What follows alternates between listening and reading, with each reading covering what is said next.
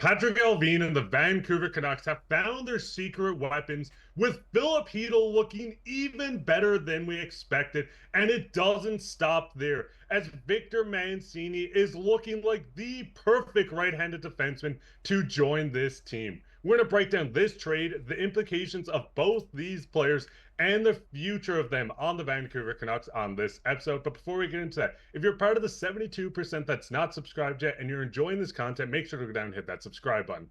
But with that, Darius, we got to hop into this. And first off, I want to say welcome, Darius. He's on Rangers Digest. He's going to give us a full breakdown on these players and the future of the Canucks with these players in it. But first, getting into it, and I know this is your favorite player from this, Darius, but looking at this trade, we see the Canucks obviously went out, got Filip Chytil, Mancini, a first that was end up flipped. For Marcus Pettersson, they moved on from JT Miller. Once again, if you want to follow JT Miller's career, make sure to go check out Rangers Digest, because Darius will be able to cover him for the rest of his career. But looking at Victor Mancini to start off with, I'm just going to kind of throw it to you. What was your initial thoughts? The Rangers just kind of losing Mancini, and how would you break down a player like this? Well, first of all, covering JT Miller for the rest of his career, we'll see what happens, because Chris Drury is pretty cutthroat right now. So we'll see if he makes it through the rest of his contract. But in terms of, we'll start with Victor Mancini, right? And I mean, when you make this trade, I can understand that, Canucks fans might be like, who is Filip Chytil? I don't know much about him. Maybe I've seen some playoff clips, stuff like that. And Victor Mancini, I know nothing about him, because Rangers fans know very little about him as well. But this is a former 5th overall pick from 2 seasons ago, and he seemingly came out of nowhere this preseason. I mean, he made the team a great first impression. And again, he made the team on a team that has a right side of, at the time, Jacob Trouba, Braden Schneider, and Adam Fox, right? And he made the team playing on the left side, which Peter Laviolette hates and most older coaches in the league hate. So he made the team. Again, he was scratched here and there. He's a young player. He was making mistakes, but he didn't look out of place. And sometimes with younger players, especially in the first 9-10 games of the season, guys look out of place. He didn't. He looks poised. He has a lot of poise with the puck, and he's a very good, he's going to be a really good defenseman. He's going to be a regular NHLer, dare I say, in the future, a top 4 defenseman. And the fact that he's a big right shot defenseman is exactly what the Vancouver Canucks needed, right? So he was the biggest part of this trade that I was, upset to see go, to be honest. A lot of people talk about Chytil and the impact he's had at the NHL level, and obviously a first-round pick is magic beans at this point. You never know. But, in terms of Victor Mancini, big fan of his game. I was the most upset to see him go, but I know that in a trade like this, you have to give up some great players. So the Canucks obviously saw the promise in him, and he's going to be a really good defenseman in this league. Has the size, he has the speed, he already has the poise with the puck. He's young. He was a 5th round pick 2 years ago, and he's already playing in the NHL this season. So again, I think he's going to be in the AHL for a little while longer, but when he eventually makes the jump full time, he's going to be a great defenseman. And I mean, looking at this, he's going to fill in on this right side. I know fans are a little upset with no Juleson, and most nights I am as well. But looking at this, I could maybe see Mancini even jump straight into the top 6 if they want to go the route of getting younger, fresher legs. You're looking at his contract. They have him for this year and next year on under $1 million, $870K cap. He's 24 and RFA at the end of this deal. But the biggest thing with Mancini is this Canucks team has a lot of left-handed prospects in the system. I mean, we've seen DPD join this team, and he looked outstanding. You have Sawyer Minio, a guy that's going to hopefully join this Canucks team within the next couple of years. That's not even scratching the surface. They have Tom Willander on the right side, yes, but I think Mancini could really come in and, at the very worst, be the 3rd pairing defenseman for the Canucks. I could see a future in the next year of the Canucks having Hronek, Tom Willander, and Mancini on the right side, which looks a lot better than they have right now. I mean, we've seen Tyler Myers turn into Scooby-Doo and run from the puck. Maybe he's looking towards going down in the lineup a bit, but I do really like this. And like we've said, this doesn't even include the first-round pick they flipped for Marcus Pettersson, and then getting into the second player of Filip Chytil. Now, we've seen Chytil debut. He looked outstanding for the Canucks in his debut, scoring the game-tying goal against the Detroit Red Wings.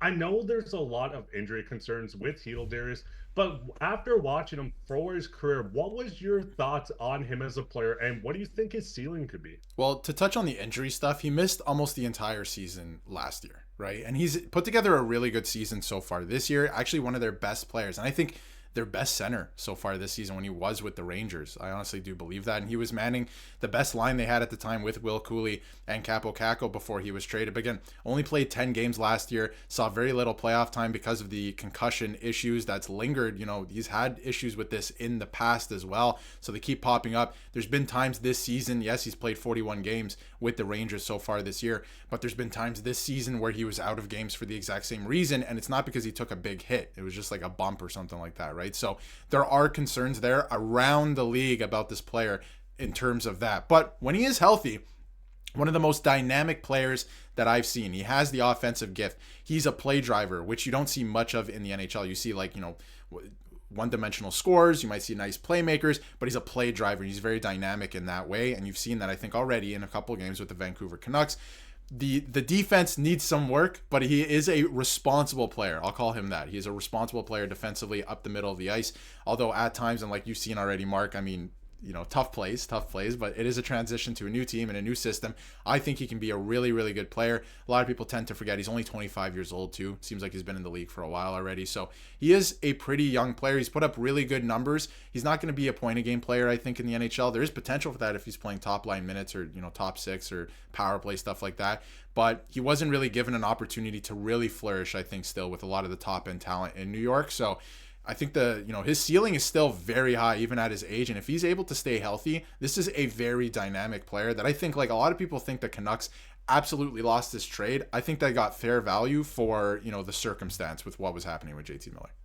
And I mean, looking at Chytil came in as a guy that really wasn't known for faceoffs. Now, it's only a one-game sample size, but winning 9 faceoffs, only losing 3 for 75%. This was a lot better than fans were expecting. He looked awesome on the faceoff dot. I'm not sure if this is just the system difference. Maybe Talkett's putting him out in different situations, but having this was a nice little add. As we've seen most of his career, he was under 40 or around 40%.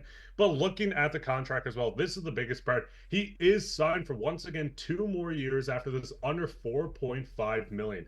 Looking at his impact on this team, we've seen him join the second line on the Canucks. He drove the lines perfectly. Like you said, Darius, it almost felt like a breath of fresh air having a guy that's going to take over a line offensively. He had 2 workhorses in Joshua and Garland on his side. I really enjoyed having Chytil on this team. The biggest thing is, and I'm going to kind of throw it back to you for a minute, we've seen the Canucks say, hey, we want to get an impact center to play in this top 6. We want to get our guy to replace JT Miller. Is Chytil the second line center of the future for this team? Or do you think maybe the Canucks might look at this and, hey, we're going to transition you into a wing, into the third line, or maybe even trade you for another center? I think that he can be a second line center if he stays healthy. I think that he can with a bigger push. He's been putting up, so if you take a look at his stats, right, he's been putting up those numbers year after year, which I think are somewhat impressive considering his age and coming into the league and barely playing on the power play because of the top end talent. He's playing primarily on the third line. I feel like those are good numbers on a third line in New York. So I think that he can be a second line center. I think with more opportunity, if he stays healthy, he can be a potential second line center because, again, he's very dynamic. He drives the play, right? Like, Garland's a great player. Joshua's also a great player at what they do, but I wouldn't say they're play drivers. He is. So he's going to get them the puck. He's going to put them in positions to be able to score. So I think that's something that, most second line centers or top end players do in the league. And you've seen it already with the Canucks that he can do it. I've seen it, ad nauseum with the New York Rangers that he can do it. So I think with a better opportunity, if he is able to play some special teams time as well, I think that will help him as well. And I think that there is potential. Like, it's not there yet, right? And we haven't seen it yet. I think that's the only reason why, but I think that he can get there. And I think that he's got to, grab a hold of this opportunity, and he's going to try and do that with the Canucks, but he's got to stay healthy.